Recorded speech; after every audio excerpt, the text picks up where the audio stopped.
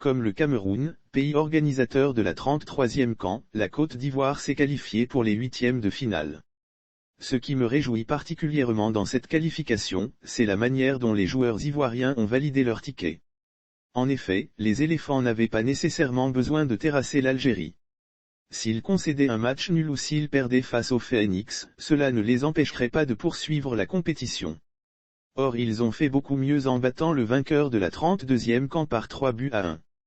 D'entrée de jeu, je tiens à préciser que je ne suis ni praticien, mon dernier match de football date de 1982, ni spécialiste du ballon rond.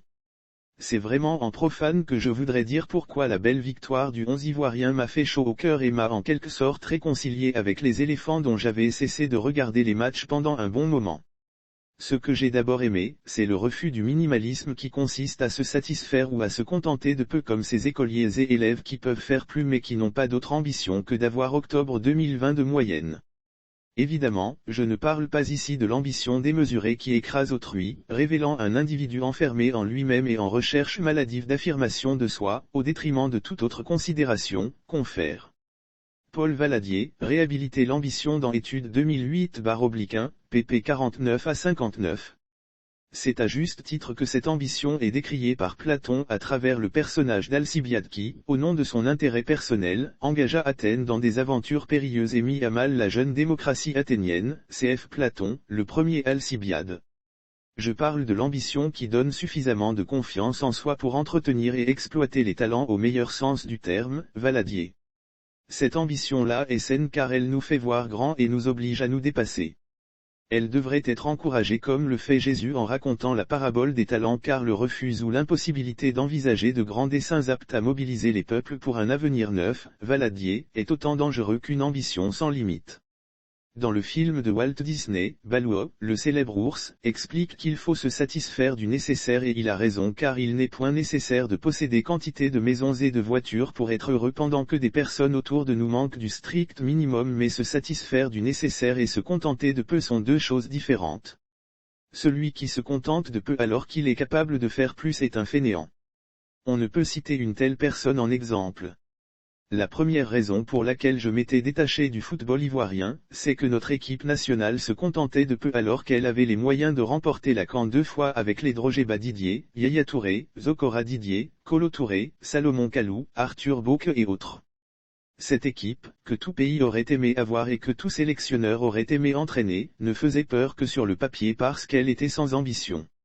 On avait l'impression que l'essentiel, pour elle, était d'être présente à la CAN ou au mondial.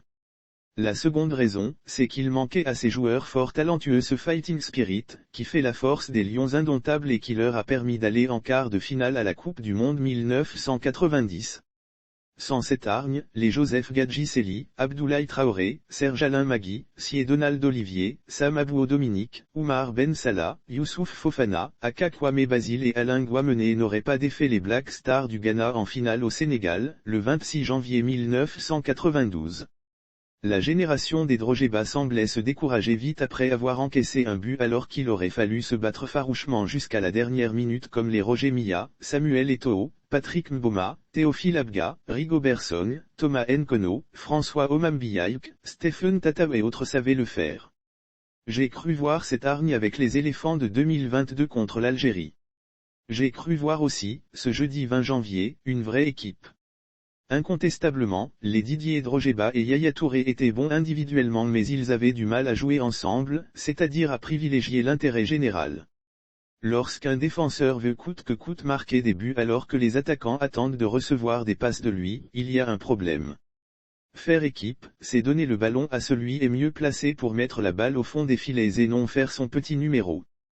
Pourquoi la réussite personnelle prit-elle le pas sur la réussite collective dans l'équipe dont Drogeba fut longtemps le capitaine? À en croire certains comme Gérard Gilly, adjoint d'Henri Michel entre 2004 et 2006, il y avait une rivalité sur fond de brassard entre ce dernier et Yaya Touré. D'autres estiment que, au-delà des problèmes d'ego, il faut voir la transposition de la politique dans la sélection ivoirienne. Drogeba et les sudistes supporteraient le camp de Laurent Gbagbo tandis que Yaya Touré et les nordistes seraient des pro-Ouattara. Bien que l'ancien attaquant de Chelsea ait rejeté cette thèse en avril 2021 en présentant Yaya Touré comme son petit frère qui, selon lui, avait été excellent lors du match entre Barcelone et Chelsea et qu'il l'avait félicité au téléphone le lendemain, faut-il penser qu'il n'y a jamais eu de méfiance entre les joueurs, que les uns et les autres regardaient dans la même direction et que tous poursuivaient le même objectif? Quoi qu'il en soit, il est temps que chaque joueur comprenne que ce qui compte, c'est d'honorer la patrie, de faire vibrer tout un peuple, et non de vouloir plaire à tel ou tel leader politique. Cela suppose de faire passer l'intérêt général avant l'intérêt personnel. Cela suppose également d'avoir le triomphe modeste. Ce n'est pas jouer les rabat-joie que de dire qu'il est trop tôt pour célébrer les éléphants et faire la fête.